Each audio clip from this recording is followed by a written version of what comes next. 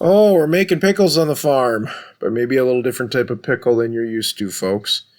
You know, on the farm, there are different crops that come in at different times, and sometimes you get a bountiful harvest. This is one of those times. Last couple of years, we've had some beautiful celery, but this year we got a lot of celery. This is probably about a foot of what is probably about 10 feet of celery out there. So we're cutting it up today. I'm going to make kind of two videos out of it because we don't waste any celery. The leaves go off to make celery flakes and or celery salt. The stalks obviously go out to lunch and get peanut butter and raisins put on them. Or, in this case, we make pickles out of them. There's all sorts of different types of pickles you can make out of them. You can make jalapenos. You can make, which would be a hot celery pickle. You can make a regular celery pickle with sweet. Today, Tabitha is taking some pickle crisp, and she's taking some garlic powder and onions, and we're going to do a dill pickle. That tends to be the favorite that I like. So she's getting, I believe, half a tisp of garlic in each jar. She's getting a quarter tisp of pickle crisp in each jar. And then she's going to put some dill. I prefer fresh dill. And then she's also going to put a chunk of onion. That's at the bottom of the jar. Then we're going to use the celery as our pickle in there. And then on the top of the jar, there's going to be more dill, a head or weed or whatever you like, and then another onion. So basically, it's going to end up as like onion, dill, celery, onion, garlic, and pickle crisp on the bottom with some dill at the bottom again. I would say this will probably stand about 6 months. It'll achieve a really nice dill pickle flavor, and it'll be really enjoyable to eat. Now, some people chop their celery up into little pieces and put it in here, and they just use a fork and take it out. I kind of like mine in stalks, so it's kind of like a wet pickle.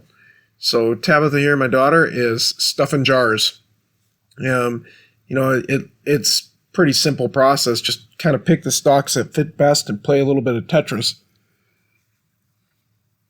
You just really want to get them in nice and tight.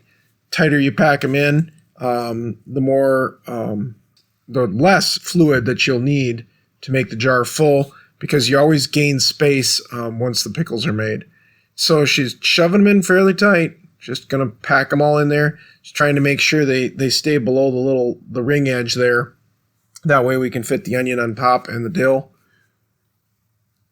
And we'd like to get all that into the brine. Everybody makes the brine a little differently. I've seen different recipes. For us, the brine is pretty simple. Water, salt, and vinegar. Because again, we're letting the onion, the garlic, and the dill do all the work. So here she is putting the onion on top. Once she gets this onion on top, what else? More dill. Gotta love it. But I like dill pickles. I really do. You can pickle with all sorts of things. You can pickle with carrots. You can pickle with beans. You can pickle with cucumbers, which is the typical pickle. You certainly can pickle with celery. I've even seen people pickle with eggs. Fish too, for that matter. Anyways, it's what we like to do. This works out well. These jars last us several years, and we enjoy it. So I hope you guys do too. If you enjoy celery and you enjoy pickles, hopefully you can make this kind of like a mesh, like coming together. FYI, there you see 2 jars of pickles. We had some green beans come in, so I'm going to add those to the mix. This video is really not about making green bean pickles, but we're going to make some dill green bean pickles too, as long as I have them available. So she's filling up some water here. She's getting several cups to make her brine.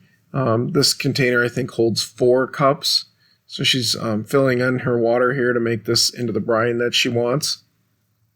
She's just going to pour that in. There's a couple of them. And then once she's got that in, we got to get our vinegar in. There you go. She's getting it pretty close to the top. I think about 4 cups of vinegar.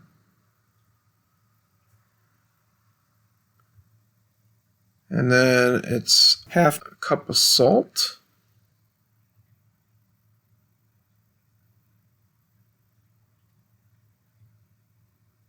And then she's going to heat that all up. We'll have a nice brine.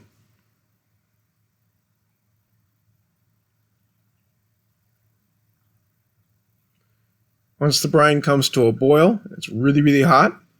You pour it onto your pickles, in this case the celery. I like to fill mine up to about maybe, probably somewhere between 1/4 and 1/2 an inch from the top of where the lid is on. So really close. I don't leave a lot of headspace. And once we get that on, it's going to be a lid and a ring. And then we'll do a hot water bath. We'll do it just like we do any pickle.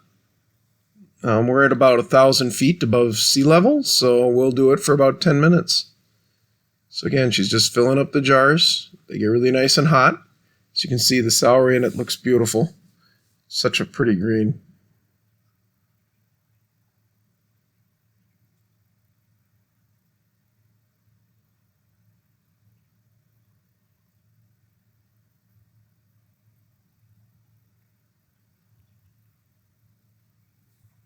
I think this amount of brine does about probably 6 jars. So obviously you gotta, change your brine recipe if you want more or less jars. And while she's doing this, I've got the camping stove out in the garage, fired up, and got it going to town. We put the jars in it. I got a couple pickle ones, like I said, in here that are green beans. They're not all celery. My apologies, but that's the way it goes when you're making a video. Sometimes just the way it works on the farm. I'm putting them in the boiling water for 10 minutes. Just like I would any pickle. And then when 10 minutes is done, cool them down, bring them in, let the jars seal up. 6 months later, we'll have celery pickles. Isn't that beautiful? It's a little different texture, but we like them, folks. I hope you give it a try, and I hope you enjoy them. Thanks for watching. Please like and subscribe and support our channel.